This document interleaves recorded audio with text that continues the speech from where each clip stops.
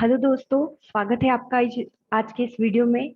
आज के इस वीडियो में हम कक्षा 10 की भूगोल विषय की पाठ्य पुस्तक के प्रथम अध्याय के भाग शक्ति संसाधन का अध्ययन करेंगे। तो चलिए शुरू करते हैं। सबसे पहले हमें ये जानना जरूरी है कि शक्ति संसाधन होते क्या है। तो शक्ति अर्थात ऊर्जा विकास की कुंजी है।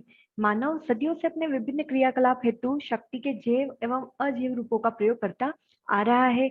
आप सभी जानते हैं कि बिना ऊर्जा के हम स्वयं, एक मानव भी स्वयं कार्य नहीं कर सकता। तो ऊर्जा का हमारे जीवन में क्या महत्व है, आप सभी समझ जाते हैं इस बात से।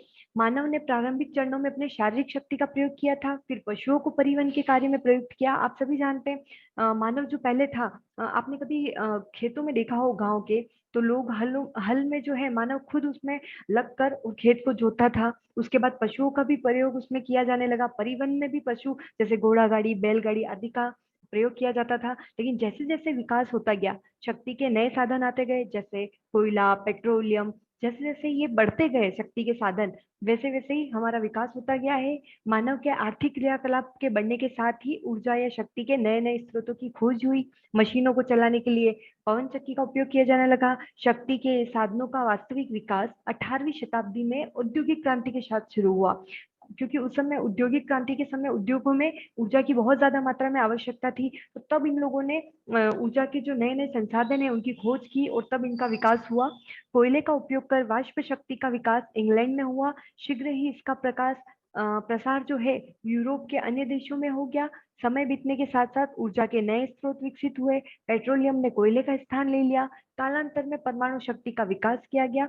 आज शक्ति अथवा ऊर्जा के स्रोत ही विकास एवं औद्योगिकरण के आधार है। यही कारण है कि कोयला, पेट्रोलियम, प्राकृतिक गैस, जल विद्युत एवं आणविक ऊर्जा स्रोतों को वाणिज्यिक ऊर्जा स्रोत कहा जाता है, क्योंकि ये सभी ही उद्योगों में काम में लिए जाते हैं। आप सभी जानते हैं आज पेट्रोलियम का, प्राकृतिक गैस का, जल विद्युत का, कोयले का, आणविक ऊर्जा का हमारे जीवन में कितना महत्व है।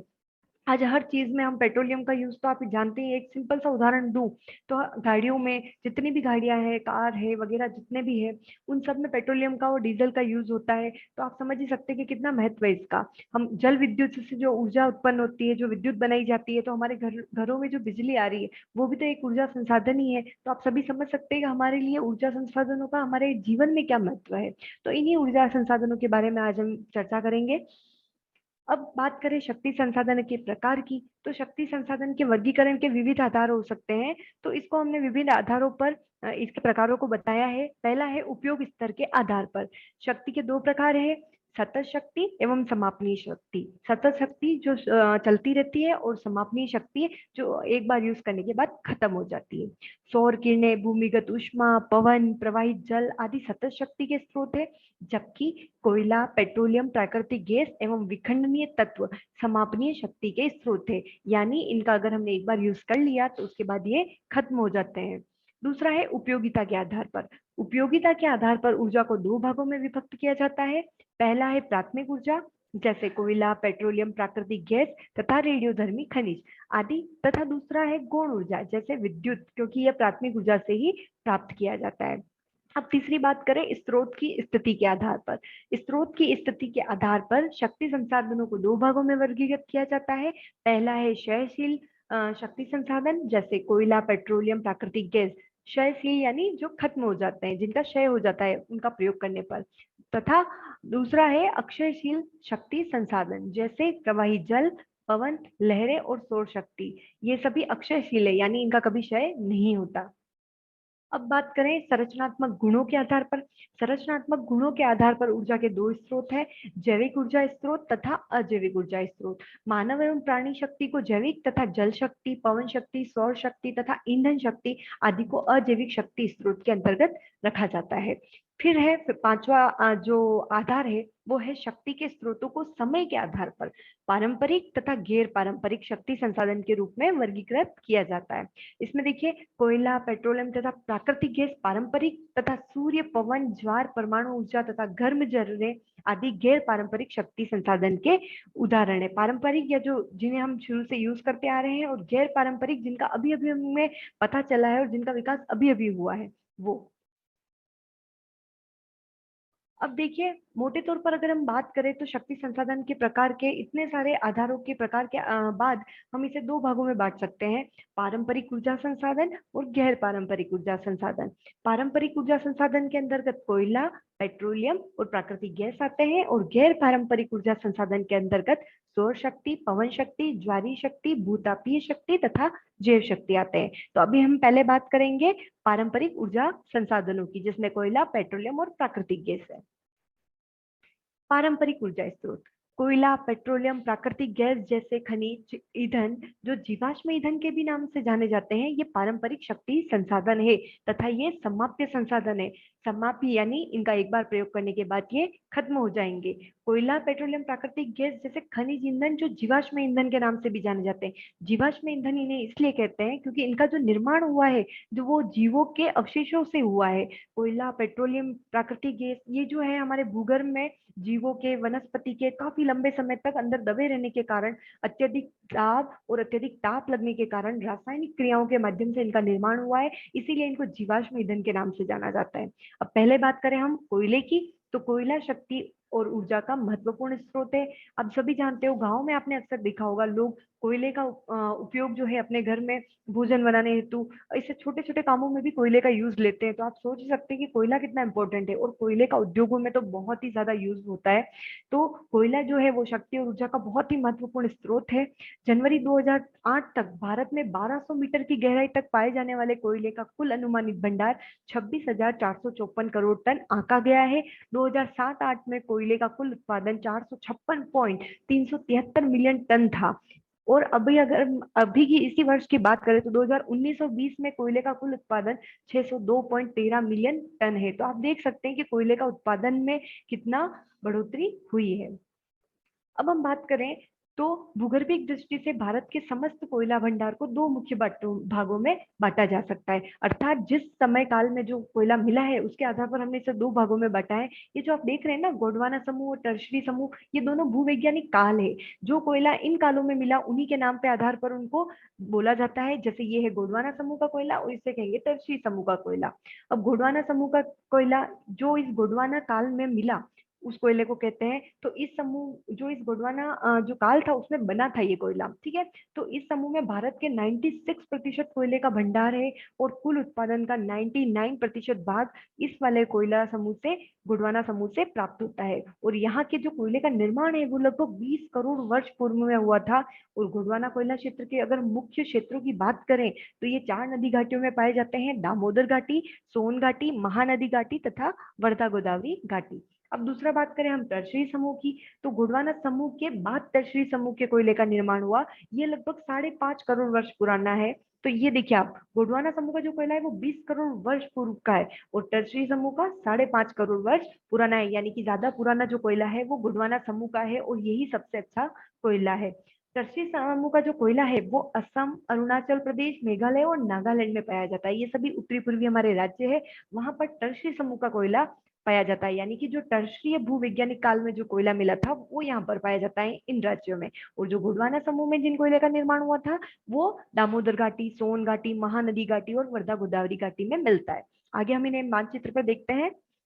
ये देखिए आप, ये जो देख रहे हैं आप उत्तर पूर्वी राज्य, यहाँ पर मिलता है टर्शरी समूह का कोयला। और ये जो देख रहे हैं आप दामोदर, सोन घाटी, ये यहाँ पर सारा जो देखते हो आप, यहाँ पर मिलता है हमारा गोंडवाना समूह का कोयला, जिसमें आप देखिए छत्तीसगढ़, पश्चिम बंगाल, झारखंड, थोड़ा उड़ीसा का भाग, और ये महाराष्ट्र का कुछ भाग मध्य प्रदेश का। तो ये है गोंडवाना समूह का कोयला क्षेत्र।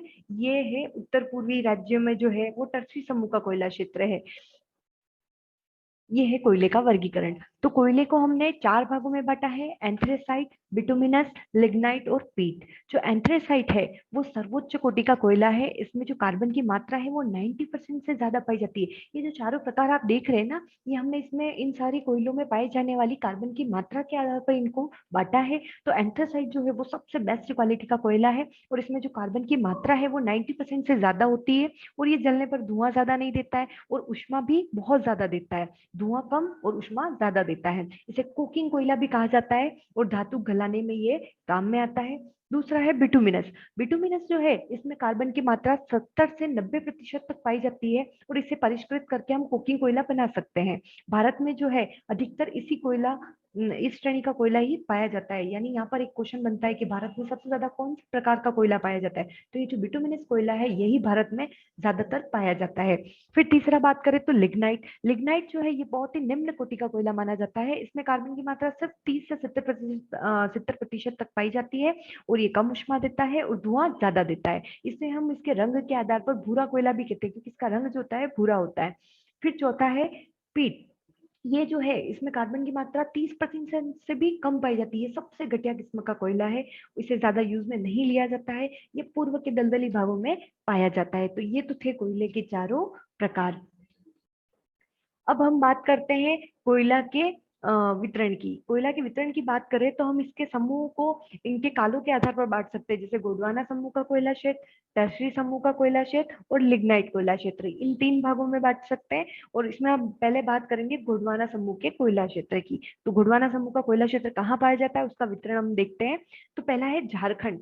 कोयले के भंडार एवं उत्पादन की दृष्टि से झारखंड का देश में पहला स्थान है। ये बहुत ही इंपॉर्टेंट बात है कि कोयले के भंडार एवं उत्पादन की दृष्टि से झारखंड जो है वो देश में पहला स्थान रखता है। यहाँ देश का 15% कोयला सुरक्षित भंडार है तथा उत्पादन 23% से भी अधिक होता है। अब यहाँ के मुख्य क्षेत्रों की बात करें झारखंड राज्य की, तो जरिया, बोकारो, गिरिडीह, कर्णपुरा, रामगढ़ जो है इस राज्य के प्रमुख उत्पादक क्षेत्र है। पश्चिम बंगाल के रानीगंज कोयला क्षेत्र का कुछ भाग भी इसी राज्य में पड़ता है। धातु उद्योग में उपयोग किया जाने वाला कोयला इन्हीं दामोदर घाटी क्षेत्र से प्राप्त किया जाता है। लोहा इस्पात कारखाने को अधिकतर जो कोकिंग कोयला है, जो लोहा और इस्पात के कारखाने हैं उसमें कोकिंग कोयला का यूज किया जाता है। तो ये जो कोकिंग कोयला है वो भी इन्हीं क्षेत्रों से प्राप्त होता है। और इस कोयले क्षेत्र का महत्व अब घटता जा रहा है, क्योंकि दूसरी जगह से भी हम कोयले का उत्पादन करने लगे हैं और यहाँ से सारा कोयला निकालने की वजह से और दूसरी जगह इसके नए हमने विकल्प ढूंढ लिए हैं, तो उस वजह से इसका थोड़ा महत्व अब घटता जा रहा है। बुढ़वा समूह के कोयले क्षेत्र के दूसरे राज्य की बात करें तो वो है छत्तीसगढ़। सुरक्षित भंडार की दृष्टि से इस राज्य का स्थान तीसरा, किंतु उत्पादन में यह भारत का दूसरा बड़ा राज्य है। यहाँ देश का 5% सुरक्षित भंडार है, लेकिन उत्पादन जो है वो 6% होता है।